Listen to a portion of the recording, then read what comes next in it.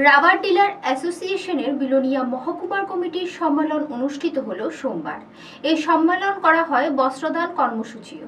ত্রিপুরা রাজ্য rubber dealer association Belonia মহকুমা কমিটির উদ্যোগে এক সভা এবং বস্ত্রদান কর্মসূচি অনুষ্ঠিত হয়।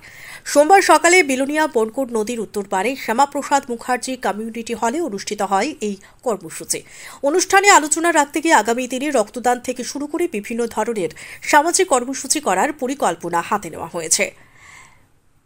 সংগঠনের উদ্যোগে ব্যবসার পাশাপাশি সামাজিক কর্মকাণ্ড চলতে থাকবে। পাশাপাশি রাবার চাষিদের বিভিন্ন বিষয়ে সরকার যে ধরনের সহযোগিতা করেছে তারও প্রশংসা জানান উপস্থিত অতিথিরা। বিলোনিয়া রাবার ডিলার অ্যাসোসিয়েশনের উদ্যোগে আয়োজিত কর্মসূচিতে উপস্থিত ছিলেন ত্রিপুরা রাজ্যের রাবার ডিলার অ্যাসোসিয়েশনের সম্পাদক সুব্রত সাহা, রাবার ডিলার অ্যাসোসিয়েশনের জেলা সভাপতি, বিভাগীয় কমিটির সভাপতি সম্পাদক সুকান্তনগর পঞ্চায়েত প্রধান এবং দক্ষিণ ভারতচন্দ্রনগর পঞ্চায়েতের উপপ্রধান ও বিলোনিয়ার বিশিষ্ট সমাজসেবী গৌতম সরকার সহ অন্যান্যরা। বিলোনিয়া থেকে নিজস্ব প্রতিনিধি রিপোর্ট, নবীন ত্রিপুরা। জড়িয়ে গাঁজার সাথে জড়িয়ে আমার বদনাম করার চেষ্টা করছে, কিন্তু এখনো অব্দি প্রমাণ হয়নি আমাদের কোনো রাবার ব্যবসায়ী গাঁজা এটার সাথে রাবারের সাথে ব্যবসা করছে।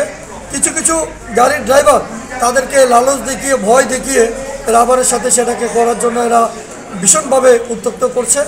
তার জন্য চুড়াইবাড়ি গেটে পুলিশ প্রশাসন থেকে যাই হোক, ওরা আমাদের গাড়ি 5-7 দিন ধরে লাইনে দাঁড় করিয়ে এটাকে আনলোড করে তারপর আবার লোডিং করছেন। সেটা বিশাল লাইন দাঁড়িয়ে গেছে।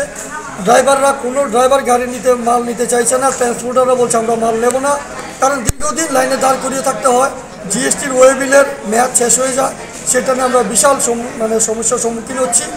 আমি সরকারের কাছে আপনাদের মাধ্যমে একটাই আবেদন করব, এখন হচ্ছে ডিজিটাল যুগ, দুটো স্ক্যানার লাগিয়ে দিলে সেটা সমস্যার সমাধান অটোমেটিক্যালি শেষ হয়ে যাবে। আমি আবেদন রাখবো সরকারের কাছে, মুখ্যমন্ত্রীর কাছে এবং ট্রান্সপোর্ট মিনিস্টারের কাছে, আরক্ষা প্রশাসনের কাছে, অতি সহসা আমাদের দুটো স্ক্যানার লাগিয়ে দেওয়ার জন্য। স্ক্যানার লাগিয়ে দিলে যে রাবারের সাথে কোনো গাঁজা যাবে কি না, যায় কি না, সেটা অটোমেটিক্যালি সমস্যার সমাধান হয়ে যাবে। রাস্তার মধ্যে দীর্ঘ লাইন হবে না, আমাদের সমস্যার সমাধান হয়ে যাবে। ট্রান্সপোর্টার আমাদের কালকে আমাকে বলছিল, সুব্রতদা আমরা কিন্তু আগামী দিনে আমরা কোনো মাল নেব না। তো তাতেও ত্রিপুরা সরকার বিশাল পরিমাণে রাজস্ব ক্ষতি হয়ে যাবে। আমরাও আগামী দিনে যদি আমরা বিক্রয় করতে না পারি, আমরা ক্রয় করতে পারবো না। সেটা যদি হয়, ক্রয় বিক্রয় বন্ধ হয়ে গেলে ত্রিপুরা রাজ্যের বিশাল অংশের মানুষ ক্ষতিগ্রস্ত হবেন। তা আমরা আপনাদের মাধ্যমে আমি আবারও আবেদন করব, আপনারা সঠিকভাবে সরকারের কাছে সেটা পৌঁছে দিন। দুটো যাতে স্ক্যানার লাগিয়ে দিলে আমাদের সমস্যার সমাধান হয়ে যাবে।